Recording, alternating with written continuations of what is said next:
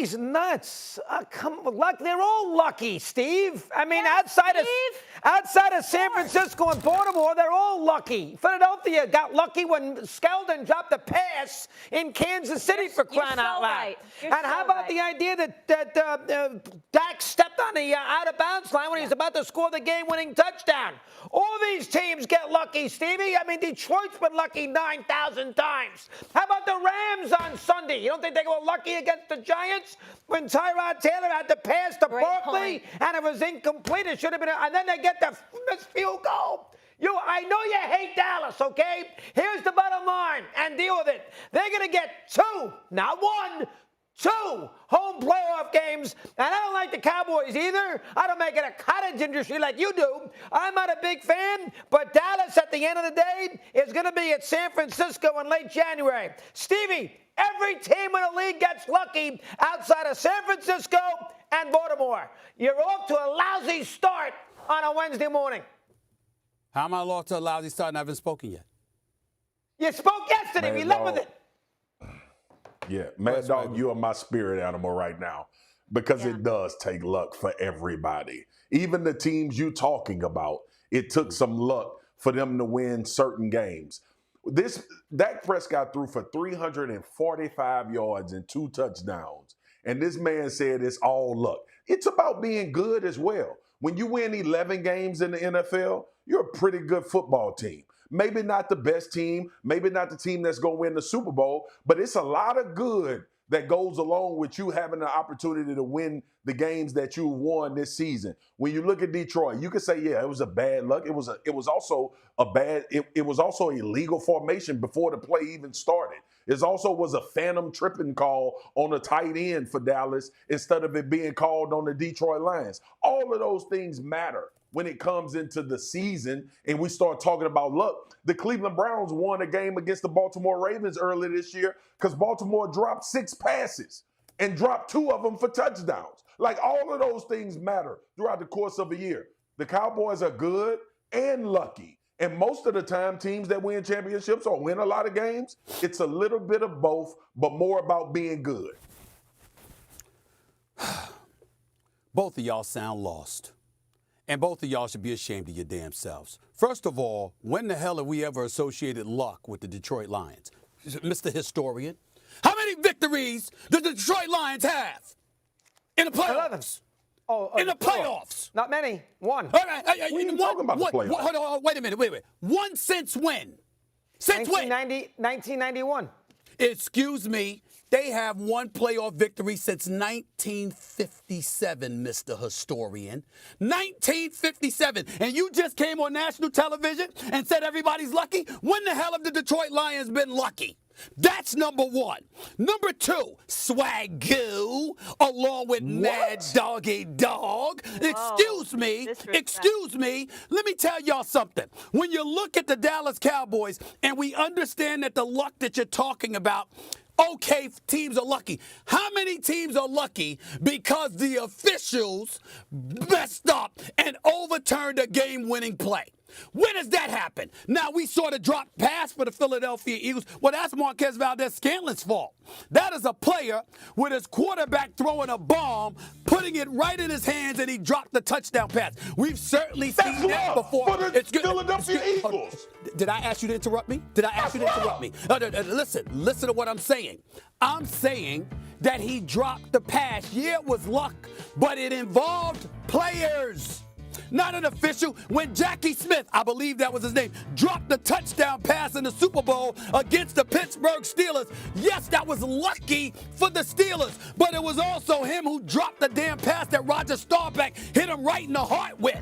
Okay, that's him. That is entirely different than an official literally negating a 2-point play that gives you the lead in the damn game.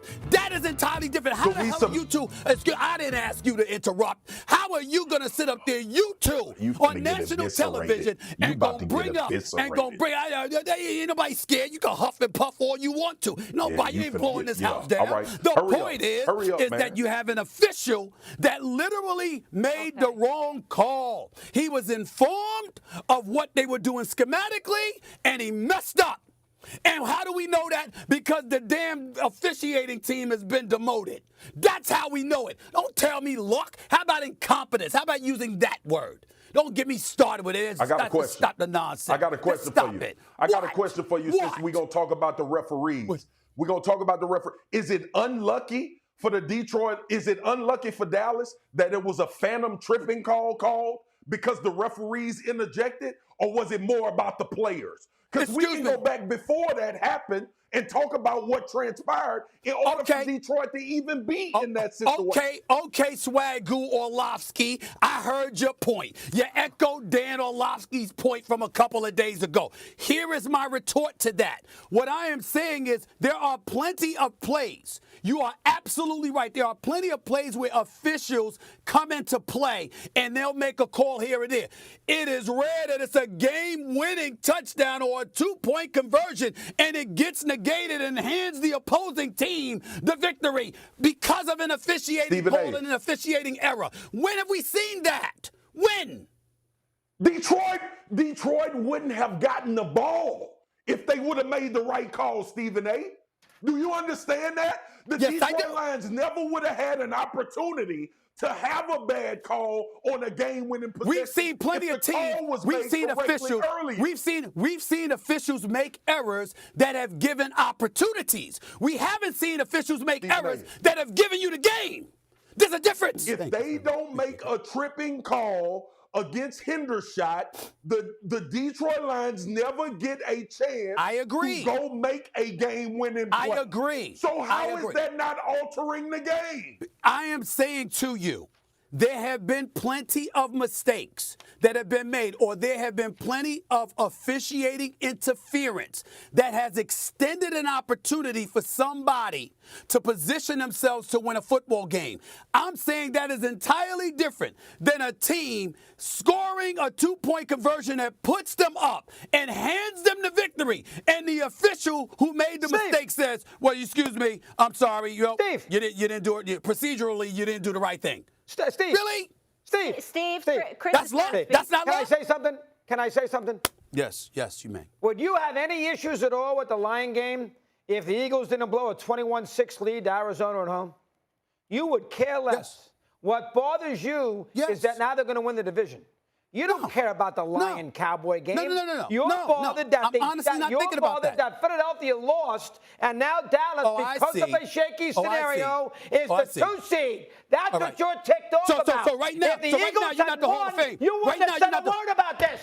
Right now, you're not the Hall of Fame radio host who's a great contributor on First Take. Right now, you're a troll. You're a troll. So you're just going to ask me a question, but then answer it. You're going to ignore my answer because you got your answer in your head about what the hell I'm thinking. Did I stutter? Do I look like I'm backing up? I'm telling you right now, the Detroit Lions won the damn game, and the official took it away from them. That is luck. And I'm saying to you, that's how I feel about the Cowboys. I'm not even thinking about the division. I'm just talking about that game. Because the Eagles just stink over the last 5 weeks. Correct me if I'm wrong, Mad Dog. Correct me if I'm wrong. Okay? Because here's what I do know as well. There was an illegal formation before the throw happened anyway. I'm not denying. It was an illegal formation. That's the Detroit Lions' fault, Stephen A. That ain't no unlucky. They lined up illegally.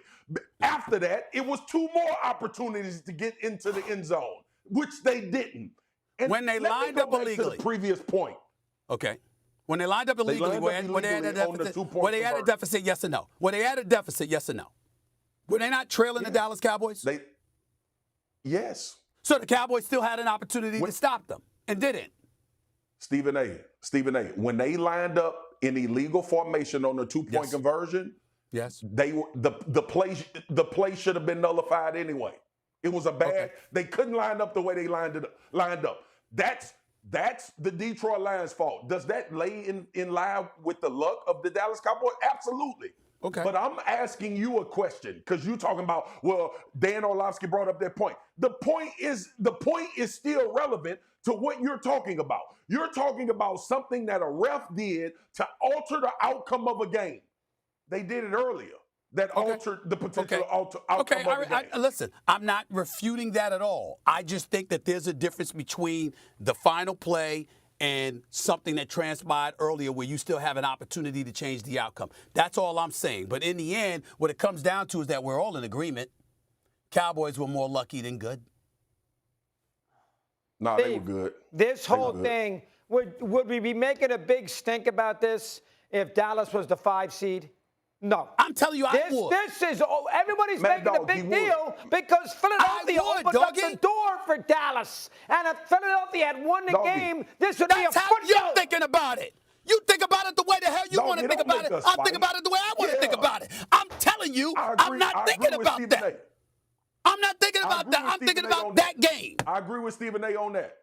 Doggy, he may not be thinking about Philly, but Doggy, let me just bring this in before we move on, because we're talking about good and lucky. Were they not good when they beat Philly? Because if they don't beat Philly, they never in this situation. When they beat Philly, so they've been lucky or good? When they beat Philly, did I not concede that they were good? What are you talking about then? Because wait a minute. I thought we were talking about the game, and if you want to take into account their season, I can point to losses to Arizona. I can point to the blowout loss to San Francisco. I can point to the blowout loss to the Buffalo Bills and juxtapose that to beating up on cellar dwellers. I can do that and say you more lucky than good. The schedule makers, it ain't your fault that you got to play the people in front of you, but the level of competition hasn't been. You haven't performed as well against better and elite competition. I can do all of that too. You got an argument? I got one. What? I got a question for you. Who did you have winning the Philly Cowboy game? Did you have the Cowboys winning? I did. I had the Cowboys winning that game. I had the Cowboys winning that game. So why did you have them winning that game? Because I don't like because I didn't like the way Philly was looking.